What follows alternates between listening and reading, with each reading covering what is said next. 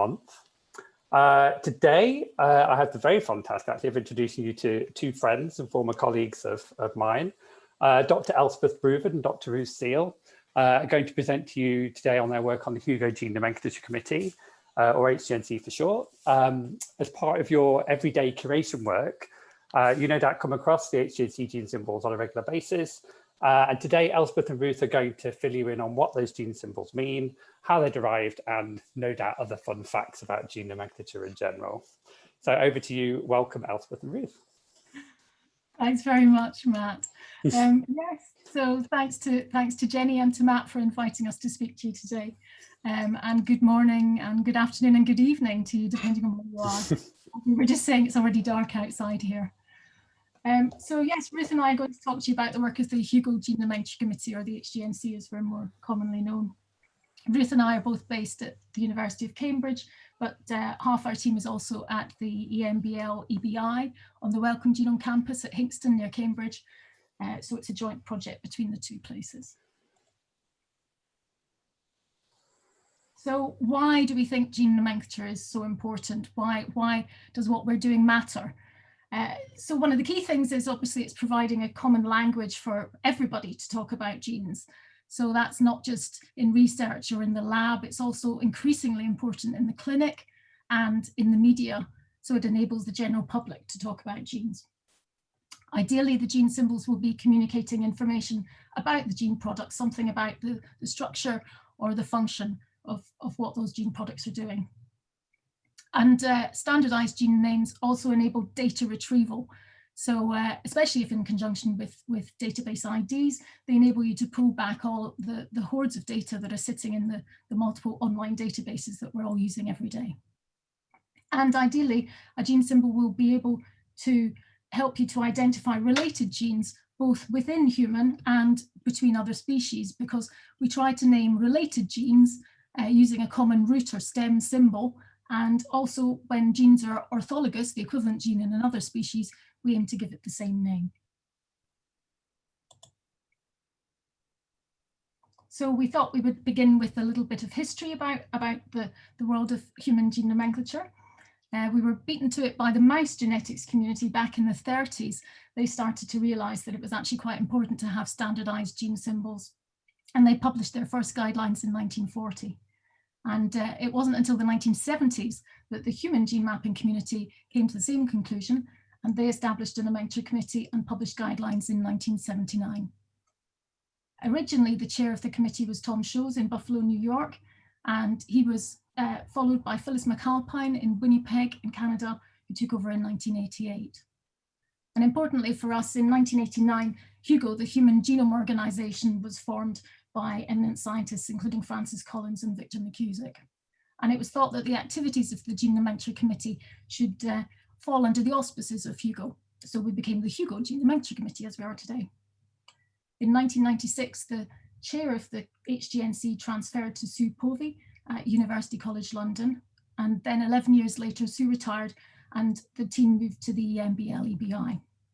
And then in 2018, some of us moved to the University of Cambridge, and the HGNC became a joint project.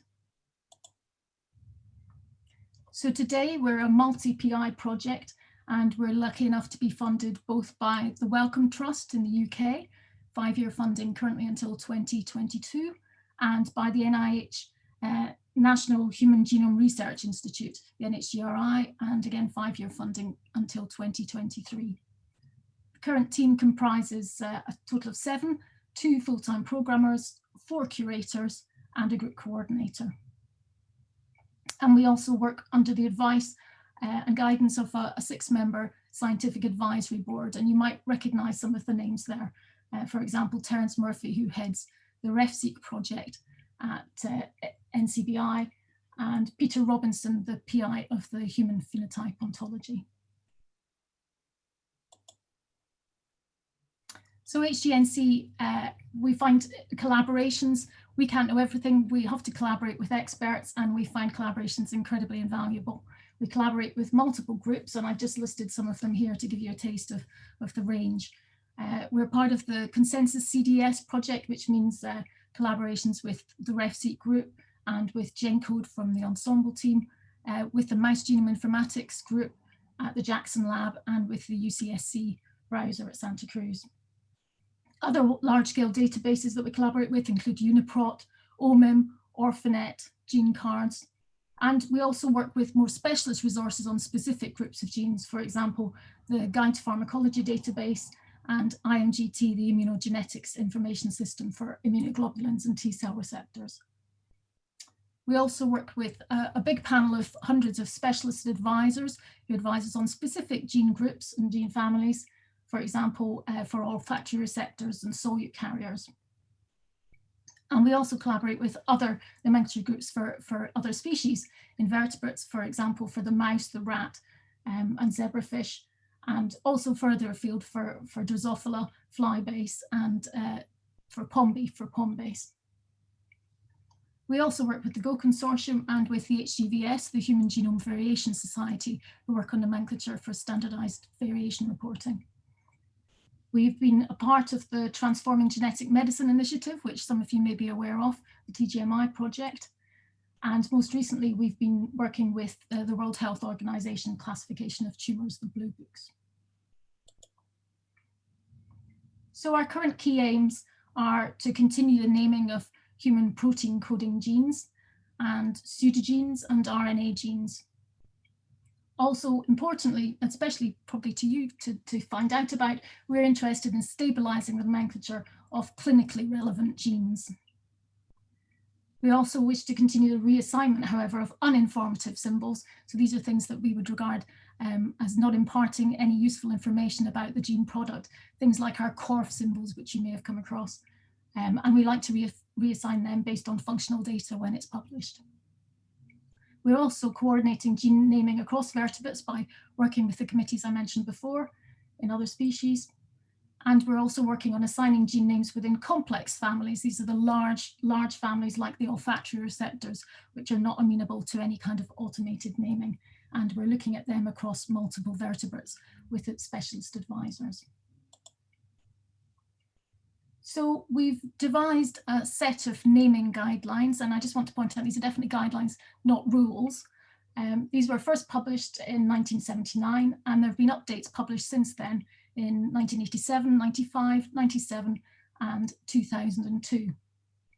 But after 2002, we didn't publish any updates to our guidelines. We only made minor updates on the online version of the guidelines on our website. And so we decided it was time for an update to be published, and earlier this year, in August 2020, we had a comment article on our latest guidelines that was published in Nature Genetics. And this is just a screenshot of the article, and I've included the PubMed ID and a direct link if you're interested. And you can even see from the abstract that we wanted to emphasize the relevance of gene naming in clinical genomics. So why did we choose now to publish new guidelines? Well, our 2002 guidelines were stating that gene nomenclature should evolve with new technology. And there's absolutely no doubt that genomics, especially in the clinical field, has moved on considerably in the intervening 18 years. While it may have previously been possible for us to reach all the interested parties whenever we were changing a clinically relevant gene symbol, we realized that this just isn't possible. And so now our new guidelines are emphasizing that the stability of gene symbols, particularly those associated with the disease, is really a key priority for the HGNC. We also now advocate quoting the HGNC ID, this unique ID that every gene that we name receives, along with the gene symbol, because HGNC IDs are linked to the gene sequence. And so that means even if there was to be an update to the gene symbol, the ID will always stay the same. And so we advocate that HGNC IDs should always be used for when you're wanting to link between resources, between databases, and ClinGen definitely have that idea. We're very pleased with their use of our HGNC IDs. Other things our new guidelines are also covering are reference to our sister project, the Vertebrate Gene Nomenclature Committee, which we'll mention at the end, and that's responsible for approving symbols in selected species and gene families. We also give details on how we name non-coding RNA genes and pseudogenes, guidance on how we name genes present that are only in subsets of the population, and a description of scenarios that merit gene symbols being changed. So just in very, very brief summary, Each gene receives a unique symbol, an ID, and a descriptive name. Symbols should only be in Latin letters and Arabic numerals, and they shouldn't be the same as common abbreviations for obvious reasons, for difficulty in searching. Nomenclature shouldn't contain reference to any species or G for gene or the word gene, because obviously they don't have that. And the nomenclature shouldn't be offensive or pejorative in any way. So how do we name genes? So for protein coding genes, this is kind of our order of preference. Ideally, we'd know something about the key normal function of the gene product. So for example, if it encodes an enzyme, we'd name it on that basis, like FBP for fructose bisphosphatase 1. We also, as we mentioned, like to name genes into groups because we think that provides a lot of information about how genes are related to each other. And for example, we have 51 genes that have been named with the root ABC for the ATP binding cassette family, which includes the CFTR gene. We name genes in collaboration with specialists, with experts, as we mentioned, for the cytochrome P450s and the olfactory receptors. Then if we can't do any of the above, then we look at the domains and motifs that are encoded by the gene product. For example, here we have the Kelch repeat and BTB domain containing gene 2. So that means there's other genes that have the same motifs as well. We can name it based on homologs in humans, so paralogs. So Wnt2b is the paralog of Wnt2. We can name based on homologs in another species, and in this case, the CDC37 gene was named based on its ortholog in the yeast, the S. cerevisiae gene, CDC37. And if we've run out of all of these options and we don't have any of that information, then we can name based on the fact that it simply has an open reading frame and say what chromosome it's on for our CORF symbols. But we have to bear in mind nomenclature is a balancing act. While the one thing that we absolutely have to stick to, the gene symbol has to be unique within the human genome. We'd like it to be stable, and we'd really, really like it to be meaningful and most of all usable, because the important thing is that people are using our nomenclature. So we mentioned that our guidelines allude to the reasons why we could change a symbol. So these are the sort of main reasons. It could be that the symbol was a placeholder or underused or was causing problems for nomenclature. So in these cases, for example, we might wish to adopt a more informative nomenclature.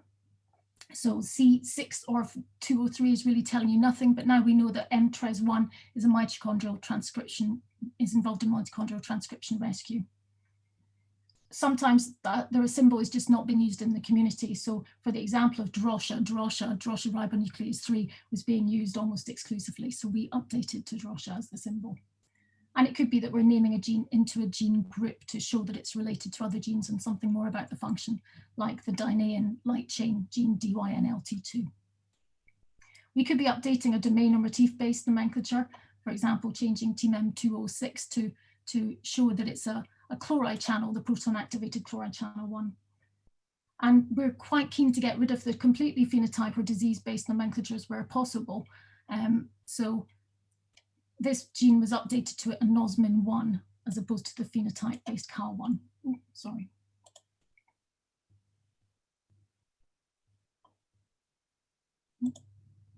And also, we'd rather move away from location-based nomenclature, because especially if we're trying to proliferate our symbols into other species, then sometimes that location-based information is not valid in the other species. So TwistNB, which was the twist neighbor gene, is now known to encode a subunit of RNA polymerase 1. So we've updated the nomenclature accordingly. Or we could be removing pejorative symbols. DOPI1, we were advised by clinicians, for obvious reasons, is not something a clinical geneticist would want to be mentioning to the variations in that gene to a patient. So it's now just DOP1A. The nomenclature could be misleading or incorrect, and we'll reclassify the gene accordingly. Or they could be symbols that affect data handling and retrieval, such as March1, and we'll mention more about that later. So our collaboration with the TGMI group was a funded collaboration up until January 2020, though we're still part of their collaboration. And really our work with them emphasized the need for the stability of symbols that are associated with clinical phenotypes, for the removal of pejorative terms in symbols and names, and that we really needed to change symbols that are common words or terms, because it just makes it so difficult to find information. So we've been manually reviewing gene symbols and names for over 4,000 genes in total that have been associated with a human phenotype. And that's based on data initially compiled by Nazneen Rahman's group when she was in the TGMI consortium, and it's been augmented with updates from the Gene to Phenotype project. And to date, over 50% of these symbols have been manually reviewed and tagged as stable on our website. And by saying stable, we're basically meaning that we have absolutely no plans to change these gene symbols. We're never going to say never, but that's what we intend. And we've also been focusing on improving gene names while ideally leaving the symbols unchanged where possible. So the kind of name updates only we've been making and the symbols we've been retaining are symbols like APC, very widely used, which was for adenomatous polyposis coli, and it's now APC, and we've decided to give the information that it's acting as a regulator of the Wnt signaling pathway. BRCA1, you can't change a symbol like BRCA1, so instead we've updated the name because we were told it was misleading to say it was only associated with breast cancer, and now it's BRCA1 DNA repair associated.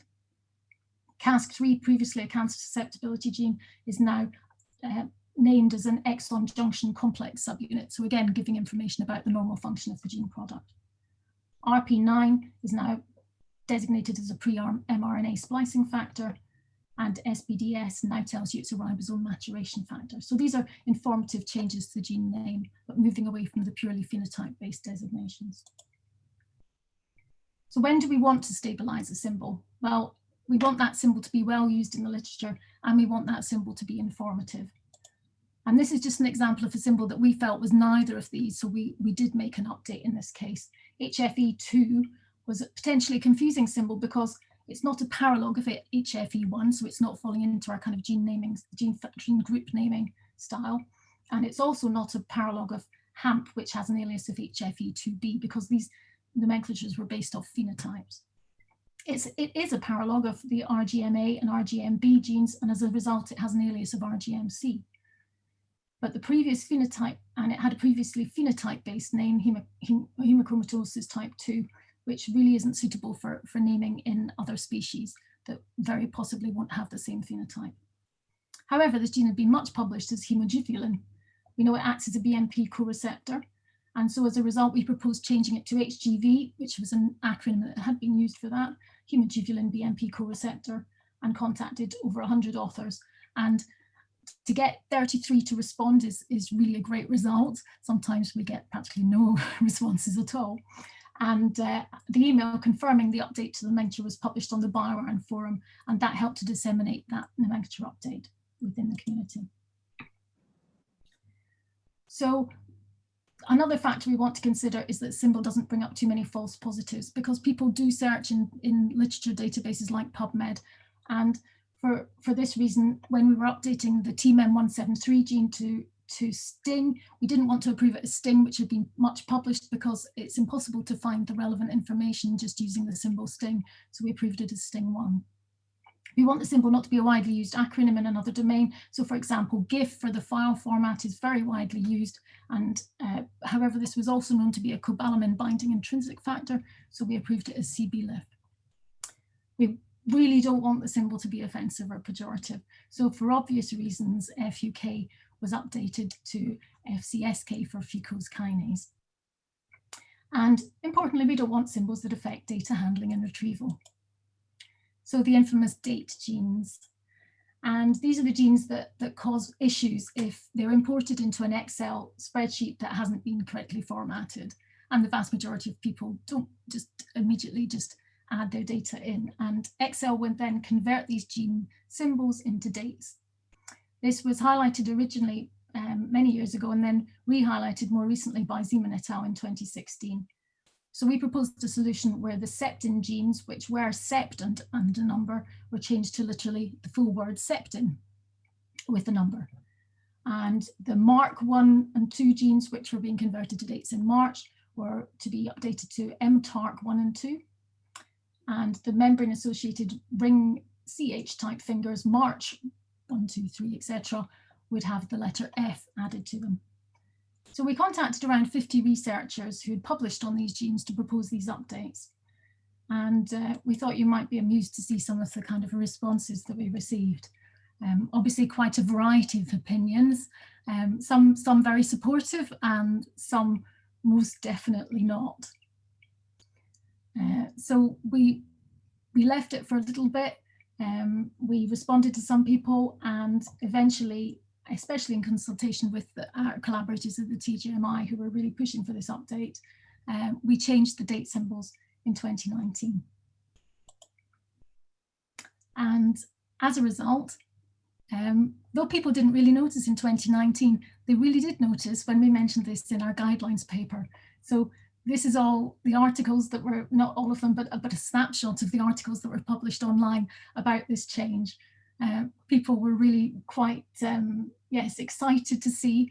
And we had a little Twitter storm all about HGNC updating the date symbols, and a variety of reactions, but I would say the vast majority were very positive. However, the media thought this was, yes, this was an unusual step, and we were interviewed and there were lots of articles written online.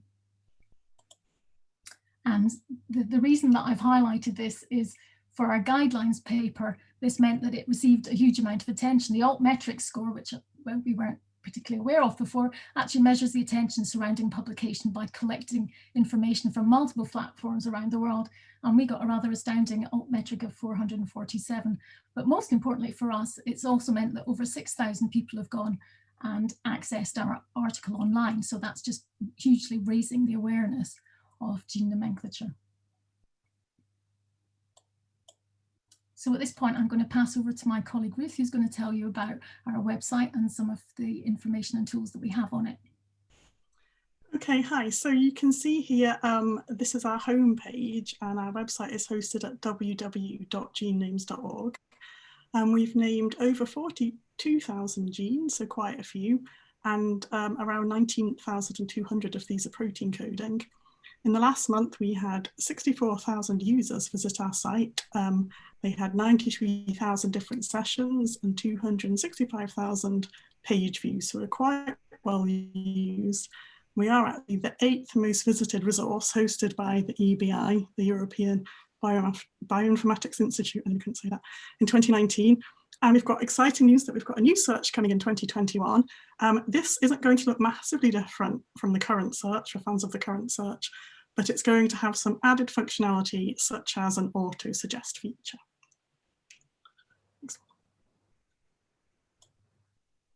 Okay, so it's a mobile-friendly website. So as you can see here for the symbol report for BRAF, it looks good on a big, massive screen, and on a little mobile screen it works very well, but it looks slightly different so that people can read all of the text.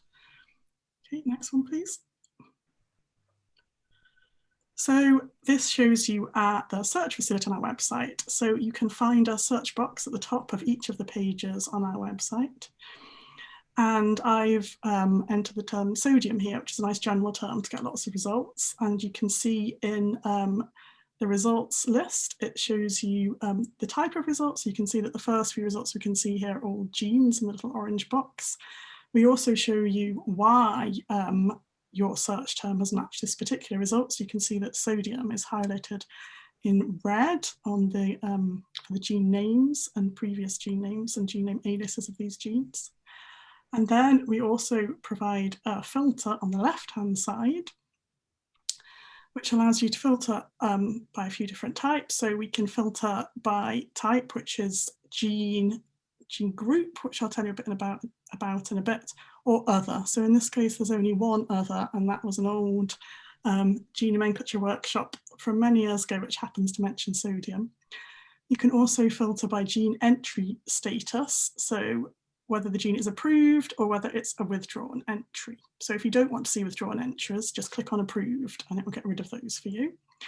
You can filter by gene locus type, and it will only show you the types that match your particular search. So here sodium is only matching protein coding genes or pseudogenes, even though we do have other locus types.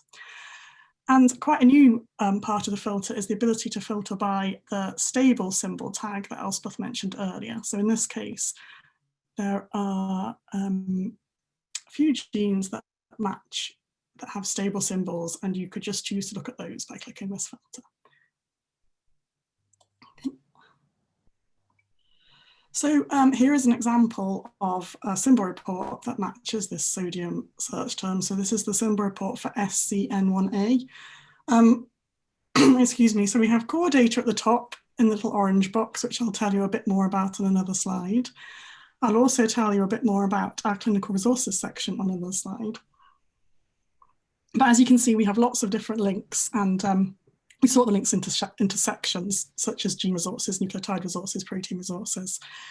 And many of the major biomedical resources that we link out to also use gene symbols and gene IDs. So just as examples, we've shown you the ensemble report for SCN1A, the protein report at UniProt, the NCBI gene report, and a link to the OMIM page. Excuse me, next page, please. So, as promised, here is a slide about the core data. So it's the core data section for SCN1A, and you can see that this does have our stable symbol tag. So we're not expecting to change this gene symbol anytime soon. This section basically shows you our key curated data. So the approved symbol, the approved name, the locus type, which is gene with protein product in this instance, the stable HGNC ID, the fact that it's approved, previous symbols and names, if there are any, aliases, the chromosomal location. And then for many of our genes, we have curated them into gene groups. So we've curated SCN1A into the gene group sodium voltage gated channel alpha subunits. And if you click on this link, it would take you to the gene group example on the next slide, which is the sodium voltage gated channel alpha subunits. So as you can see, there's a list of genes here, which includes SCN1A and other genes in this group. At the top is the gene group hierarchy map. So where possible, we've curated our gene groups into hierarchies. So from this, you could go all the way back up to ion channels at the top of the hierarchy. And if you were to click on that, you could then download all genes that have been named within the ion channels gene group.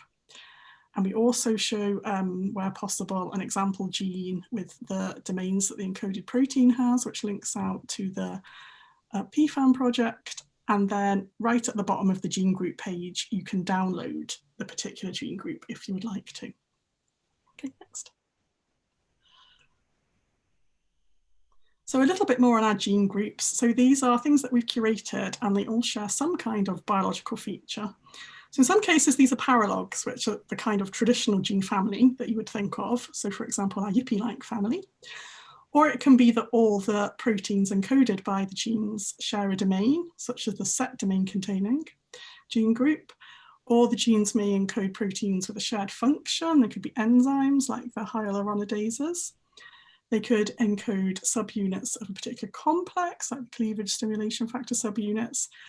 Or they could just be other miscellaneous things that we think are useful and that we've maybe been asked to add, such as blood group antigens, genes encoded on the mitochondrial genome, or microRNA host genes that host microRNAs in their introns or exons.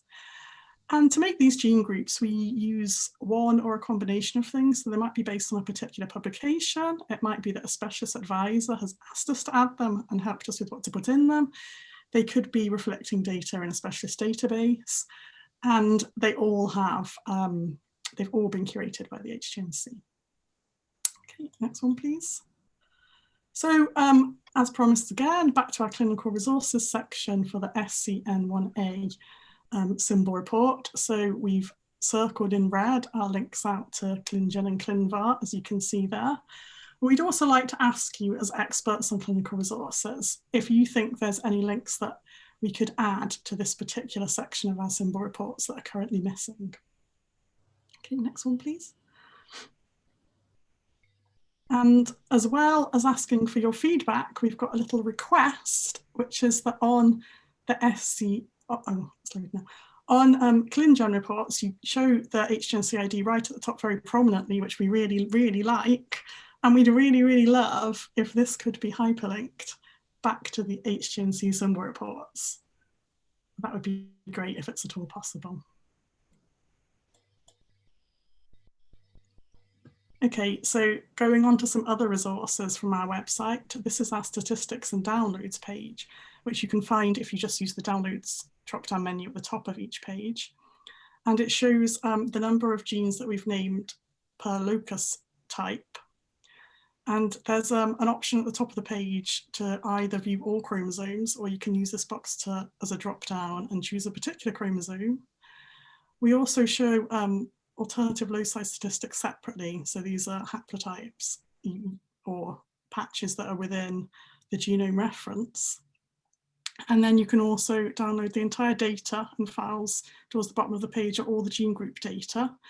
And a new feature that we've just pointed out with the little hands is our archived HGNC data sets, which we started providing this year, which allow you to download either the data sets by quarter or by month, which people can use to track changes if they want to, or if they want to go back in time and see what we had previously. But these are only available from May onwards of 2020.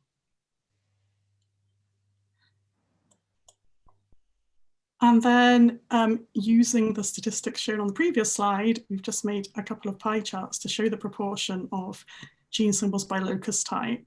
So as you can see, just under half of our gene symbols currently represent gene with protein products. That's shown in the blue on the left-hand pie. We have many pseudogenes, that's the green. And the purple represents non-coding RNA. And in the exploded out pie there, that shows different types of non-coding RNA. So the majority of which are long non-coding RNAs, but the lilac is microRNAs, which we also have quite a few of, and then transfer RNAs and small nuclear RNAs. So if we go to the next slide. So this is an example of a symbol report for a microRNA, NIA96.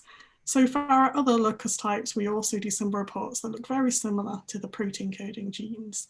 In this case, if you went down and had a look at the specialist resource, it would give you a link out to the expert database MIA-base, and they actually provide the identifiers we use for our microRNA gene symbols, so the number 96. And then for this particular microRNA, there is a ClinGen report. And so we link to that. And I think there might be many more of these in the future as time goes by. Okay, next slide, please. So we'd just like to note that the HGNC no longer name phenotypes. We used to do this in the past.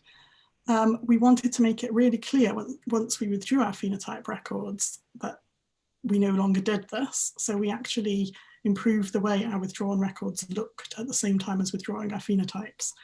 So you can now see this warning triangle, hopefully so no one can miss the fact that they're looking at something that's been withdrawn. But we're now showing the locus type phenotype only, excuse me, and the fact that it's entry withdrawn. And for each of the phenotypes, we have this curator note saying HGNC no longer maintains symbols for phenotypes. And then where possible, it says, please visit OMIM for further information about this locus. And if you click on the OMIM link, then it takes you through to the OMIM record for that phenotype so that you can find out more information. So hopefully that will be helpful for people who are sad to see they've gone. Okay, next one. And another tool on our website is the multi-symbol checker tool. So you can reach this from the tools drop-down, which is at the top of every page. And multi-symbol checker does what it says on the tin. It lets you check multiple symbols by adding a list. You can do this either by typing into the box or uploading from a file. And it will tell you if the symbol you put in matches a approved symbol, and if it doesn't, it explains to you why. So in the example here, POP is not a symbol at all, so it simply says unmatched. ELMO1 is an approved symbol, P53 is the alias of TP53, and DAN is actually an alias of two different genes. So you see two different rows in the table showing you the approved symbols of the two genes it matches. And you can download these results if you want to, using the little CSV download tab. Next one. And we also have a Biomart tool. And this is a query builder tool that lets you search our data on a field by field basis, giving you lots of different choices on what to select and filter. And then it allows you to download the results at the end. And I'm going to hand back over to Elspeth to tell you about our HCOP tool. Thank you. Yes, so HCOP is our HGNC comparative orthology predictions tool.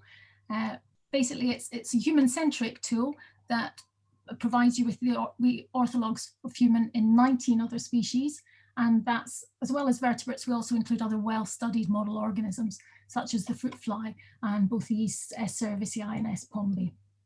And we're aggregating external data from 13 resources in total. So you can search into this tool using manually imputed IDs and symbols, or you could use words that might occur in gene names, or alternatively, you could upload a file of queries. And the results are shown on the side. This is the kind of result screen that you would get with each of the species with its own separate line, and then the boxes at the side giving you the amount of resources that support that assertion that that gene is indeed the ortholog of the human gene. And you can also alternatively save your results as a text file. You also have the option to download all of the data that we have within HCOP, either by each of the 19 species or for all species.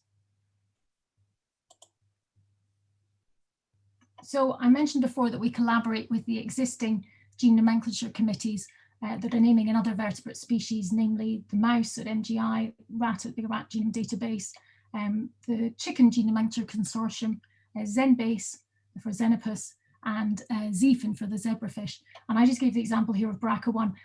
The reason there's a line through BRCA1 for ZEPHIN is because there isn't actually an ortholog of BRCA1 in zebrafish. But if there was, it would be named in the way that is shown.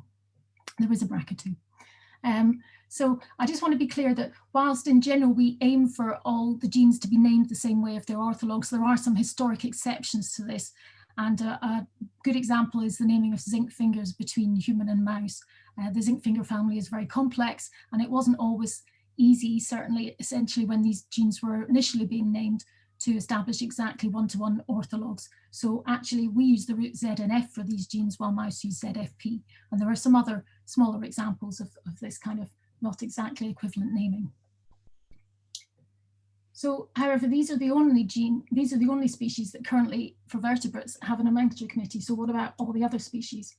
So in 2016, we decided that something had to be done about naming in many of the other well-studied model organisms in vertebrates. And so we established the VGNC, the Vertebrate Gene Nomenclature Committee. And it's an extension of our established HGNC project for naming human genes.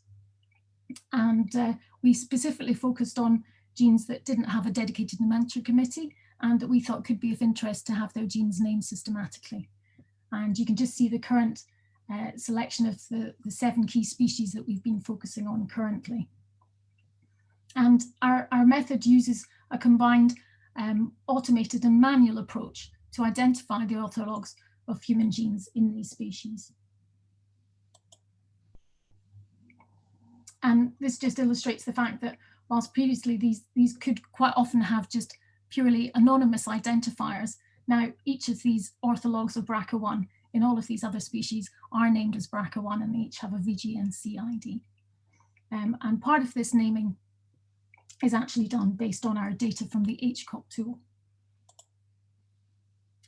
This just shows you a snapshot of the VGNC website. Again, definite echoes there, I think you'd agree, of the HGNC, but with the green branding. And this just shows a typical search result, again with the search term BRCA1, and bringing back the orthologs of the human BRCA1 gene, and with their name all in line with the human gene. So we just wanted to finish up by telling you that we also have a quite recently started blog site if you wanted to know more about what we're doing. For example, we use the blog site to publicize our seasonal newsletter. The last edition was autumn, as you can see, with the hedgehog. We also include on our blog information on updates that we've made to our tools and the website that we've just been discussing, and to our data sets and, for example, to our gene groups. But we also include articles on how and why we do things. For example, most recently, we had an article about how we name pseudogenes. And we also sometimes include interviews with our collaborators. And just to mention that we're also on Twitter, if you would like to follow us, and our Twitter handle is, unsurprisingly, @GeneNames. So we just thought we would end with a screenshot of all of the team. And Matt might notice his name down at the bottom for the former HGNC team members. And we wanted to thank you for listening. We understand that in previous talks, sometimes the people have included slides of their pets. So we thought equally we should highlight the HGNC pets. Yeah, we have quite a variety. And also just for a seasonal treat for you all, to remind us that the holidays are coming. Here's some photos that Matt might particularly appreciate.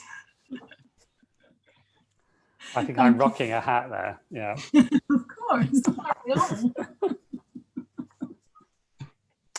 So thank you, Elspeth and Ruth. That was wonderful. So, and I have to say, we'll pass your request to put in a reciprocal link back to HGNC onto our ClinGen website team so they can action that for you. That'd be great.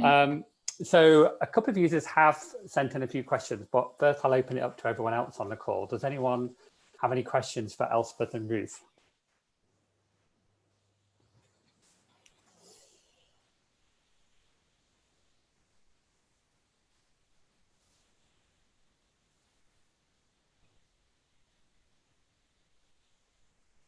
Hopefully we haven't muted everyone. Okay, so I will ask some questions, and in that case, since we haven't got any, the ones that we've got sent in. So first question we have is, I was looking at the KIAA0040 gene.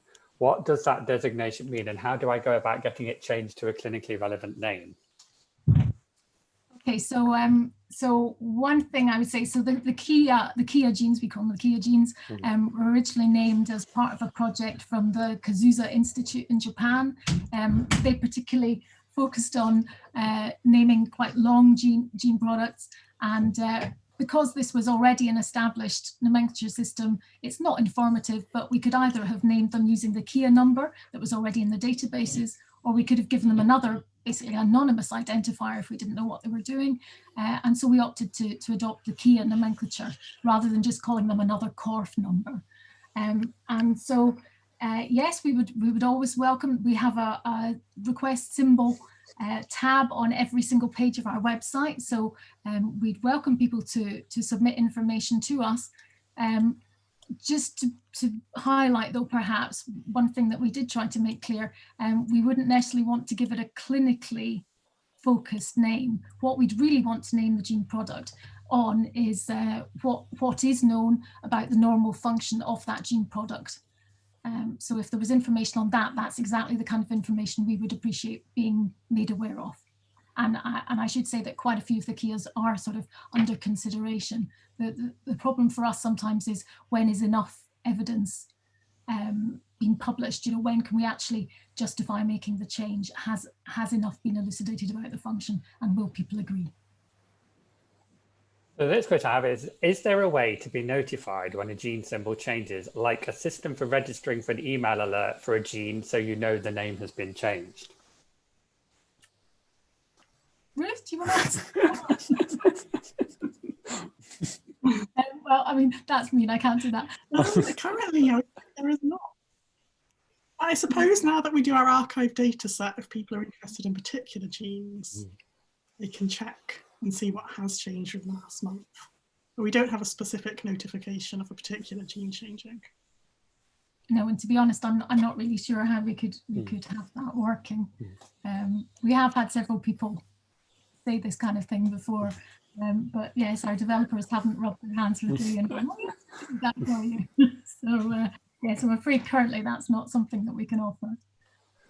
So just checking back on our website, I guess, is all we can say, I'm afraid. Next one is, you are naming chimp and macaque. Do you have any plans to name the rest of the primate species? Not currently. We chose chimp and macaque. Well, chimp obviously because it's so, chimp was really our test for naming invertebrates, because it's so similar to human, obviously, and the genome was pretty good. And that again is one of our requirements, that the genome assembly has to be really good quality. And there has to be sufficient interest as well in the genome. We do have For the specific cytochrome P450 superfamily, we do actually have a lot more genes named in many primates, because the collaborator that we work with is interested, but took a particular interest in the primates. So we have multiple primates with their cytochrome P450 genes named, but currently that's as far as we've gone in those other primates. Maybe that's something that we could do at some point, but really it takes a lot of time and effort to look at the genes that aren't the very clear, obvious one-to-one orthologs. And because we're comparing data, so not only are we comparing orthology predictions from multiple resources when we're naming the genes, we're also comparing the annotations, both from Ensemble and from RefSeq. And more we find that especially in the less well annotated genomes, that the gene models are not the same. So you're not only looking at issues with perhaps orthology resources not agreeing, you're also looking at issues with the annotations not actually being in agreement as well. So it's actually quite a lot of work. So at the moment, we're not overly keen to increase the number of species we're naming in other vertebrates. We want to concentrate on the ones that we have at the moment. Also, the next question is, does official mapping between HGNC IDs and RefSeq IDs, etc., exist? Well, official mapping definitely exists between HGNC IDs and NCBI gene IDs. So they're easily downloadable from our website. And not only are they checked through automated methods, but also we update any differences. For example, if NCBI gene change a gene ID, then we do go in and manually edit that. But we don't have obviously there isn't a one-to-one mapping for RefSeqs to HGNC IDs. So the easiest thing to do would be to go from the HGNC ID to the gene ID and then to the RefSeq. Okay, that is something. A tool of some kind to check gene names would be great, i.e. have 200 genes in my set, but 5 of them have changed names. When I download data on those genes, I may miss them due to naming differences. Something to just put the 200 gene names in and check to see if they are valid. Is there a gene name validator? And I think I just found it. So this is Deb. I thought I had remembered that there is a tool. So would it be to use this multi-symbol checker that can, Yeah. Okay, great. And it will take 200 easily, so that would be fine. Wonderful. Okay. And how does HGNC handle non-coding transcripts that are not antisense to a protein coding gene? Are not antisense? Well, it depends. If they've been published, we might use a gene symbol that a group is working on. If they're intergenic, we name them with the root symbol link and a unique 5-digit number. If they're intronic, which there are a very small number of, we name them after the protein coding gene with IT for intronic. If they host a microRNA, we name them as microRNA host genes.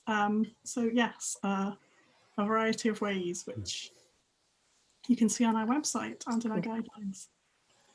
Yes, in fact, we had a paper out specifically on how we name non-coding genes in EMBL this year. So that's linked from our website as well. You can put that in the chat as well, Elspeth, the URL for that.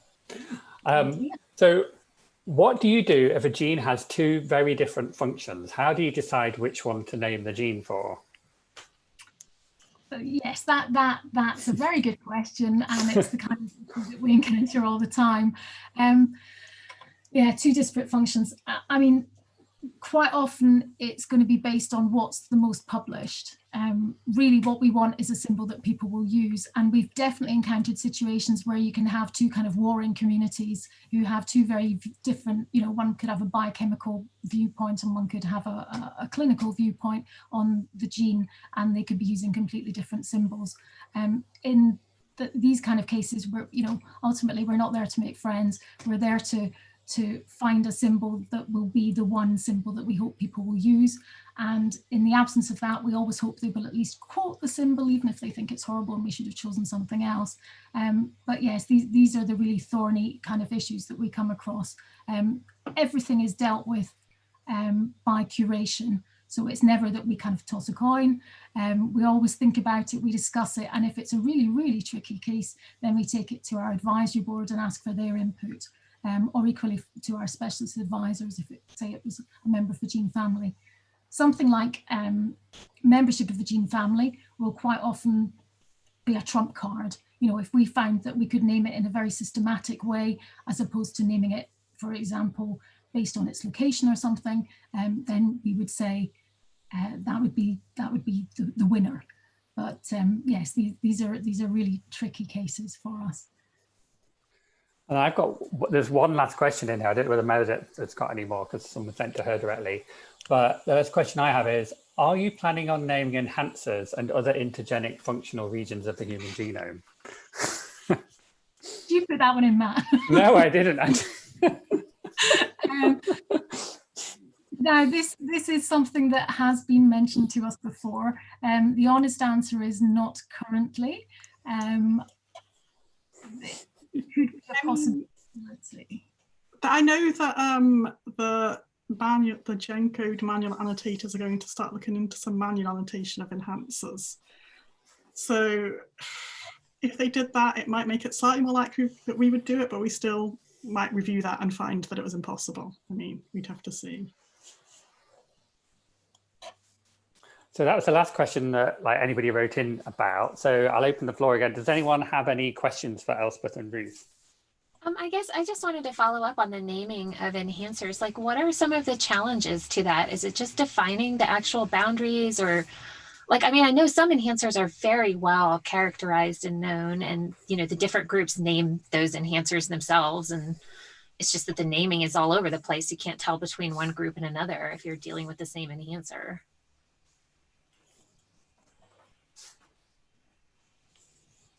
I mean, so, to be honest, it's just not something at the moment.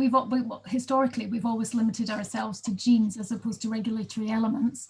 I think part of it would be, yes, there might be a small subset that are very well established, but otherwise, as with so many things, you're comparing annotations from different groups and using different standards and different ways of annotating, and everything's not necessarily going to agree. And I just think there's a lot of factors in there that are things that currently we're not considering. You know, at least with genes, certainly with protein coding genes, you're naming on the obvious basis of what the protein is that's encoded. You've got nothing like that to go with in an enhancer. And for us, it would just be quite a big undertaking, because you wouldn't want to do something just for specific regions and not try to be looking across the whole genome as well. So it's the kind of thing that would definitely have to be included in a future funding application, because we definitely don't have the resources to do that currently. Got it. Okay, thank you. Thanks. So does anyone else have any questions? We've just got a few minutes left.